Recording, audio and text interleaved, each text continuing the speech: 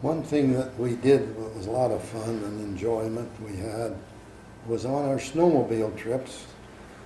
And we took the grandkids as often as I could.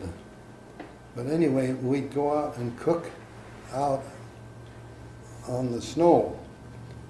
I had a double track with a big place behind. I'd take the propane cooker on the back, and we'd take thermoses full of hot water, and we could either make soup or hot chocolate. And Lou Giles and I did a lot of snowmobiling together. And he would take his little cooker and cook shrimp. We'd buy the great big shrimp, and he'd put them on his cooker and cook the shrimp. And then I would prepare the mushrooms before we left in aluminum foil and butter. So we'd saute those mushrooms, and then we'd take a steak for each of us, and we'd buy at the bakery what they called garlic bread, which was kind of a foot-long loaf. We'd split that, cut it in half, so we had about a 6-inch, and then we'd cook a steak that hung over on the edges of the whole thing, and cook a steak out there. So when we'd eat there, we'd eat the shrimp first as a hors d'oeuvre, I guess. Anyway, you peel those shrimp and throw the shells out away from where you were standing. And then when we get through to leave, and oftentimes people would snowmobile by where we were and stop and visit with us and see us cooking out, and they couldn't believe we could cook out like that in the snow. But we did, and we really, things oftentimes or always taste better when you're out in the open like that. So we really have some excellent gourmet meals out there, really. So we did quite a lot of that. What about any other places in the Uintas that you love to go up there? Any memories of trips up in the Uintas just by that you would want to share? Oh, we used to ride into Mirror Lake once in a while, but we didn't do that often. It was quite a drive to get up to the place, and so we'd ride over to Mirror Lake and down to the Bear River service. But it was a long ride, and we just go, a few of us, where we could go fast and all. So, but I'll give you one other instance of our cookout. We went up Lake Creek, and it was snowing so hard that we stopped in a grove of tall pine trees to cook out, and it was snowing. While we were cooking there, it snowed 6 inches, so you know how hard it was snowing. And we had a group of 4 people from California, 2 couples. And when we stopped there to cook, one of the women said, "You cannot cook in this snow, it's impossible, let's go back to town and eat." And I says, "Well, I'm going to cook out. If you want to stay, you can, or if you want to leave, you can, but I'll show you, you can cook out in the snowstorm." So we got the cooker going good, and we had 2 of them. Lou had one and I had one. And so we cooked our shrimp and all, and then he had 2 cookers, the one for the shrimp and then the one for the mushrooms and things, because I had enough people there that took more than one grill for steaks. So anyway, Lou started his cooker up, and it was going good, and then for some reason it went out. And I told him, I said, "Your cooker's quit." "I'll light it." So he lit a match and went under the cooker. Well, the gas had been running, and it went kerboom, and it blew the lid, I'd guess 30 feet in the air. And he stood there and looked up, and as it came down, he reached out and caught it by the handle, set it back on the cooker, never looked one way or the other. And those people's eyes were as big as saucers. And that woman walked over to me. How does he do that? Does he do that every time we go out? And I said, well, not every time, just once in a while. But she says this is the most amazing trip she'd ever made in her life. But we cooked those steaks, and I had a kind of a cardboard box anyway with the groceries in. So I rigged up a cardboard box shelter for that cooker so that it wouldn't get cold and not cook. And those were the best steaks. That woman said that was the best steak she had ever eaten in her life. And the entertainment that Lou put on was another thing Lou did too, and I might just tell it here. He had one finger cut off at the first joint, and so we made some hot chocolate when we first got there. And so he started his with a spoon and acted like he was starting it with a finger, and he says, my gosh, it ate my finger off. He grabbed his finger. Those people thought he was a real clown. So we had a really good trip on that one. That was two lumber people from California, and the last time I saw Leon Lauterball was the main buyer that I was selling. He still talked about that trip, but that's been 10 years ago. So people didn't forget our trips that we took them out on. Okay. What about any hiking stories? Do you have any hiking stories? Did you ever hike Timpanogos or any mountains around there? Do much hiking? Well, she asked about hiking. When Lynn was a baby and Gail was a tiny baby, we hiked into Timpanogos Cave. And Lynn walked a little ways and said, I'm too tired. So I picked her up and put her on my shoulders, and I carried her clear up to the cave, and then carried her through the cave while Clara carried Gail, and then back down to the car. And by the time we got to the car, that child was heavy, but they really had a good time in that cave, and they've never forgotten that trip. Lynn hasn't, and Gail was too little, I think, to remember it. So we had a good time with them. The boys and all stayed down. They had been up there with the scouts before, so they didn't go with us. So that was just a little hike we took. Some of the kids hiked up on top of Timpanogos, but I never did. I always thought I would, but I never did do it. What about Yellowstone? Any trips to Yellowstone or anything? Yeah, when we had the mill in LaBarge, I took the family up to Yellowstone and rented two of the cabins away from the main lodge, and then we toured Yellowstone. Nancy was about, I would guess, 4 years old, or maybe 5. Yeah, she'd be 5 at least. And when we got into Yellowstone, there at where you see the upper falls, they got a rock wall along the trail out to the lookout point. And Nancy walked, and I didn't know what, she was right behind me, and Clara was back, kind of herding the whole group along. And Nancy slipped off those rocks, and a man grabbed her before she slipped over the edge of that canyon. And that's the closest we ever come to having one of the kids losing one of them. But boy, that was a wonderful thing that guy was close enough that he caught her before she went over.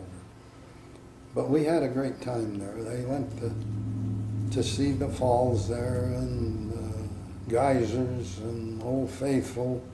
And we went over to Gardner, Montana to see the Mammoth Hot Springs.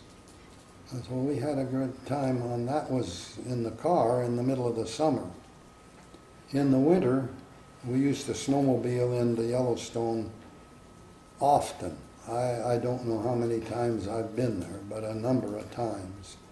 I used to take groups. We had as high as 40 people go in a group there. We'd reserve a part of a motel or a hotel or whatever there and go up and ride in. And we'd cook out there at mostly we cooked out at the upper falls there where you go out to that point. That would be a noon stop. And we would go tour the whole park. We started there before they started to groom the trails. And oh man, that would be the roughest trail you ever rode on because of the number of people over it. They'd just make moguls to about kill you off. But then they started grooming it, and then it was simple and easy. But Clara and I, a time or two, went just the two of us, and we had a great time. One time we went in West Yellowstone and stayed there overnight. Then we went into Old Faithful and stayed overnight. Then we went to Gardner, Montana and stayed overnight. Then we came back to West Yellowstone and stayed overnight, and then we came home. And then a time or two, Lou Giles and Ed Mason and their wives went with us, and we did the same thing. So we had a lot of good trips into Yellowstone. I'm glad we went when we did, because now they've got it so I wouldn't even try to go anymore. They closed it down for a while. Now you have to have a guide, and I don't know what all. But we went when it was new. I might mention another trip or two we took. We were the first group of snowmobilers ever to go into the north rim of the Grand Canyon. I made reservations with the park superintendent to take a group into the north rim. And he said the only way we could do it, or he could do it, was to have two of his rangers hike down from the south rim on their snowshoes to the end of the snow, and then hike and cross the river, and then hike up to the snow, and then put their snowshoes on and come up and meet us there. So we agreed to that, and so we went in as a group. There were 32 of us, and so we were the first group to ever go into the north rim of the Grand Canyon. We did that 3 years. The next year, we made arrangements with the superintendent to send his two men around, and we'd furnish snowmobiles for them, and they could ride snowmobiles into the north rim for us, and they wouldn't have to make that hike, because it was an overnight trip for them to do that. So they did that for 2 years, and then they closed it down and wouldn't let anybody in there again. So the only place you can go in now on a snowmobile to the north rim is to go south or west, I can't tell you which. Anyway, from Jacobs Lake, you have to go to the right and go to the downriver side of the Grand Canyon. But they won't let you go into the lodge anymore at all. So those were great trips. One of the trip, and I might tell this on Dr. Green in Heber, on one of the trips in, Dr. Green had a caboose behind his little Olympic snowmobile. And he got tired of holding the throttle. So he took a rubber band and rubber banded the throttle down. And then he got feeling these oats. So he stood up with his toes in underneath the toe guards on the snowmobile and was making kind of tipping fancy turns. Hit a little embankment with actually a rock under the snow, tipped him over and he fell off. But the snowmobile came back up on its track and was running down the country with a full throttle and the caboose behind him. And it was in VT Park, just before you entered the park where this happened. And it was a wide, kind of a U-shaped valley, and it was probably 10 miles long. And his snowmobile would go down that valley and up the side. And as it got close to the top, the curvature of the would turn the thing, and then it'd make a turn, and then go down across the valley and up the other side.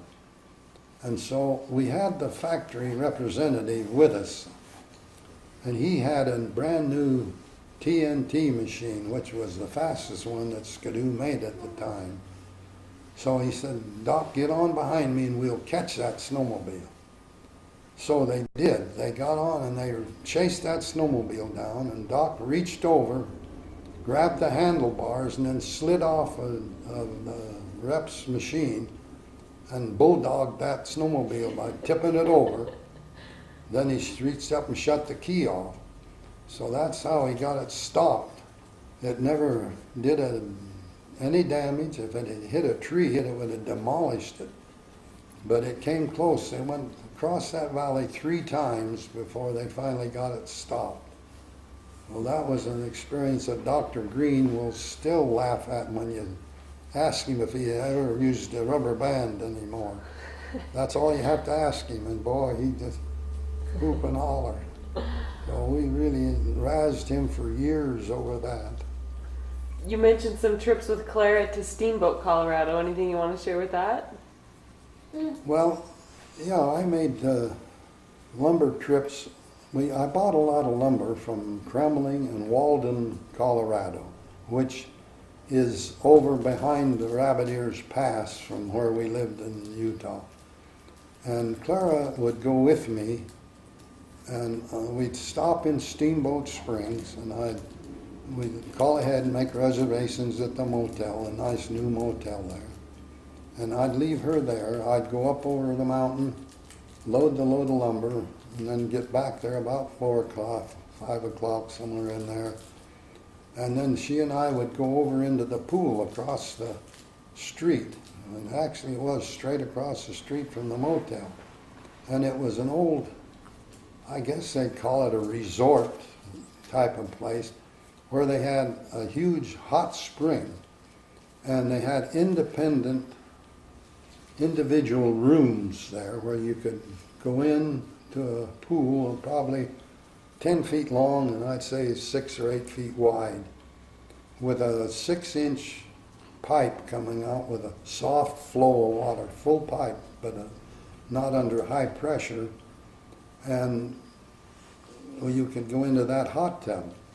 And so Clara had had her back fused, and that hot water on her back just was a big relief for her.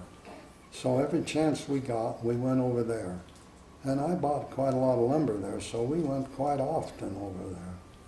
And the kids were big enough then that they could stay home and tend themselves, so a day over and a day back. So we were just overnight one night. And so we enjoyed that. It was a great time for each of us. What about any Heber Valley Railroad stories? Were you ever involved much with that? Not really. Clara and I went on the Heber Valley Railroad once. And we rode down to the Bridal Veil Falls and back.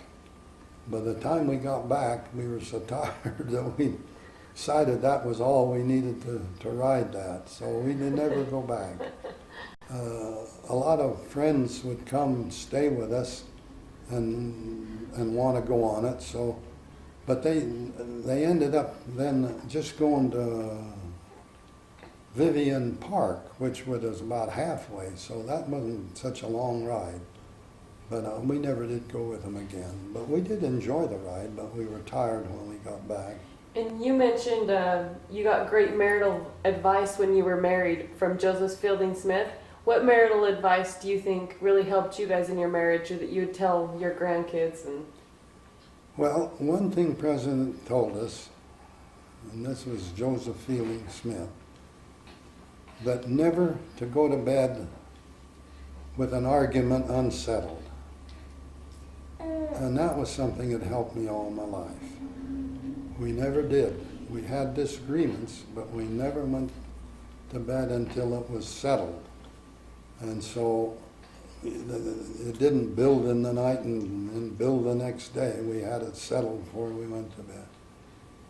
And he gave us a lot of advice to love each other, to respect each other later in life the same way we did when we were first courting and got married, and not to let it get dull and all. And he gave us a lot of other advice, but off the top of my head I can't think of. But that was one of the things that he did say that stayed with me all my life, still does. What about just advice you'd give your kids of what makes a successful marriage? What makes a successful marriage? Be willing to say, I'm at fault. Not blaming somebody else never settled an argument. So if you will say, I'm wrong, I'm sorry, that will cure a lot of serious problems. And treat each other the way you did when you were courting. And Clara and I hope I treated her the 53rd year we were married as good as I did the first. Probably sometimes better than I did the first, because I took a lot of adjusting the first year. So that's the best advice I could give you. Now, I've told missionaries, and maybe this will get to some of the grandkids that go on missions, the biggest rule they can follow on a mission is to abide by the rules of the mission president. He doesn't do anything that isn't for your benefit. And if you'll abide by his rules, you will have no trouble. If you don't, you will have trouble. Ruth and I, on our mission, saw a lot of problems. There was one area where 8 young missionaries were sent home that one woman had tempted, and so don't get in any situation that could happen to you.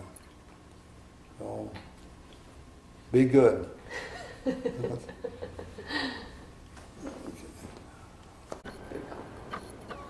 I'll start now talking about my meeting Ruth. We had a mutual friend, Fred. I can't say his last name right off, but anyway, Fred invited me to come to dinner at his house. He was a widower himself and had a friend that he spent time with, and he said if I wanted to come to his house, he had a friend that I wanted to meet me, so I agreed to go, and so I went to his house one evening and met Ruth, and she was a jazz basketball enthusiast, and so we had supper, and she fixed the supper at Fred's house and cooked a stir-fry dinner, and it was really good. It was a new type of dinner for me, but I enjoyed it, and so the jazz game was on, so we watched that on television, and she really gets into basketball. She'll tell each player how to do it and what to do, and still does. We watch all the playoffs and things even today on the Jazz were out of it, but we picked the Detroit team, and the Mavericks, actually, she was her pick. But now, when Mavericks are playing Arizona, we are for Arizona, or I am. She's still for the Mavericks. Anyway, Ruth and I, after we met, I guess the next day I called her and know if she wanted to go out to dinner.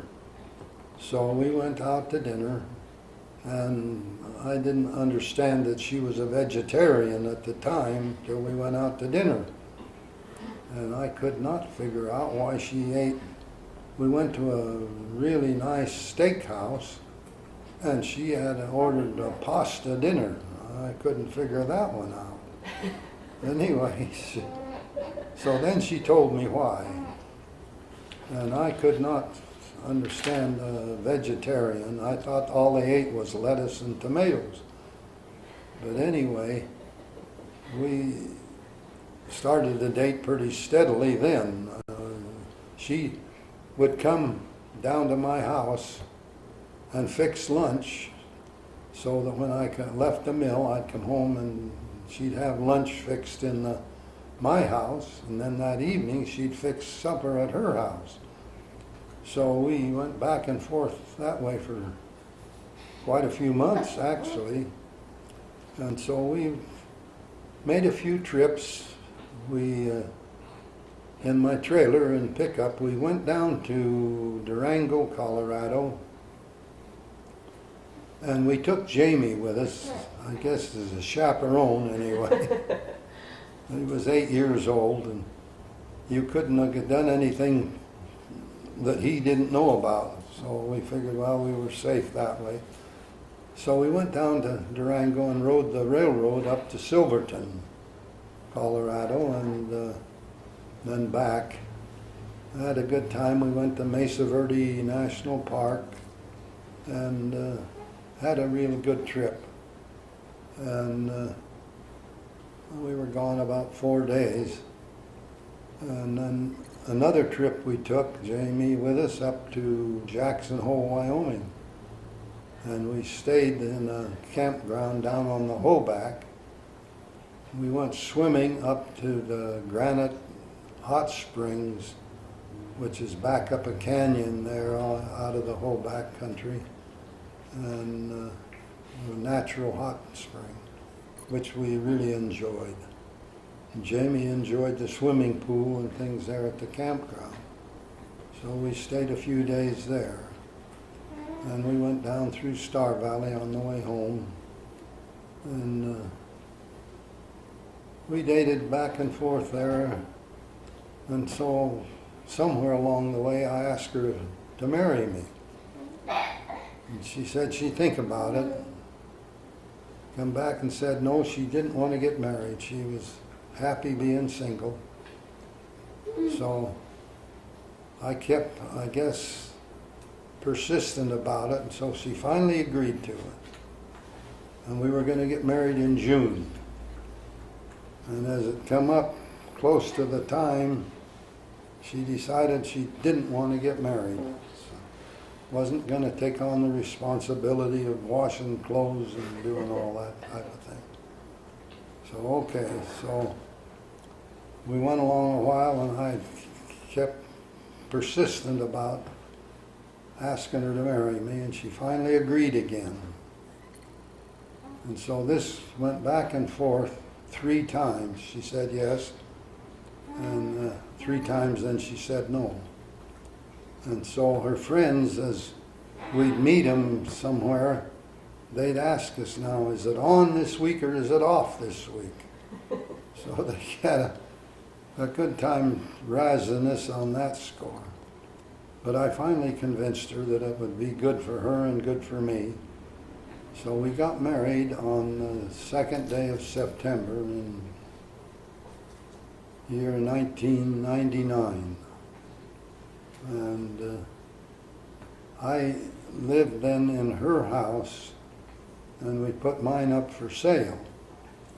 And we'd take the trailer and come down to St. George for a weekend, and then leave the trailer there and go home, and then another next maybe week would go by, and then we'd come down again for over the weekend.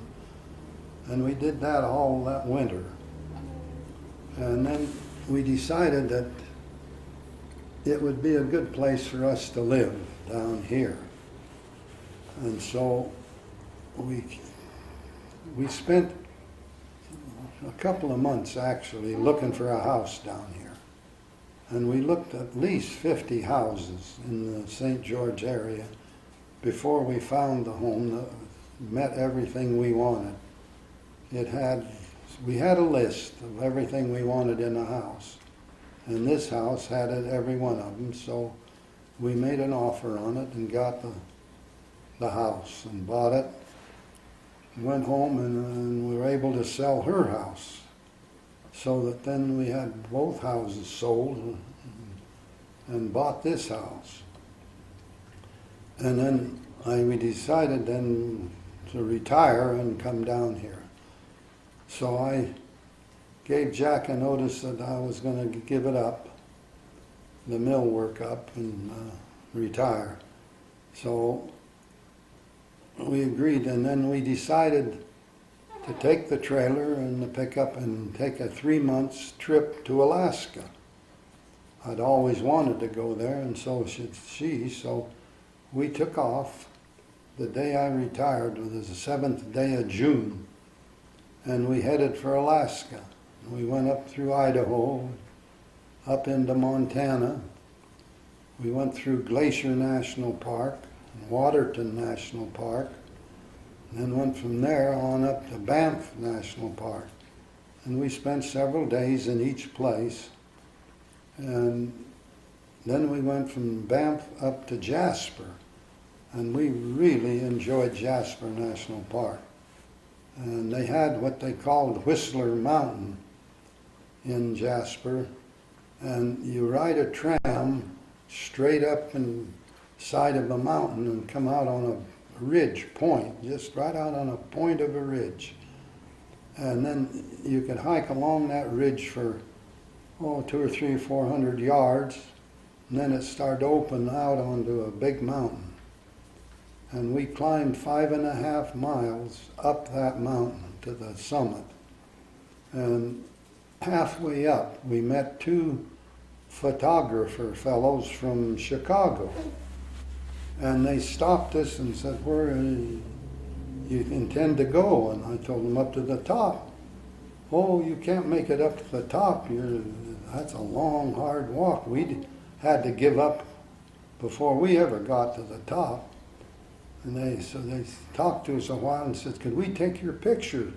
And we'd never seen anybody your age hike this kind of a hike. So they took, I don't know how many, but quite a few pictures of us. And actually somehow we got some of those pictures. Whether they sent them to us or how, I don't recall, but anyway, we did. But we hiked on up, and there was places that was steep enough, but I had a cane in one hand and my hand on the rocks, and it was steep enough that I was walking with the cane on one side of me and my hand on the ground on the other side. And Ruth was doing the same thing. So it was steep. We got up, within 200 yards of the summit, and there was a big gully there, and it was full of snow. The snow was a good 2 feet deep, but they had tromped a trail through it. So we were able to walk on through it and go on up to the summit. And on the summit they had a big cairn of rocks. So we gathered one of a rock for ourselves and put it on top of that. We got pictures of it, and we've got pictures. But you stand on that summit and you could see every direction. And you looked off one direction and you could see where the railroad went down the canyon. You look off on the other side and you could see where the river went down. And you look off the point there and you could look right down into the town of Jasper. So it was quite a sight. And This is going to stop here on this one.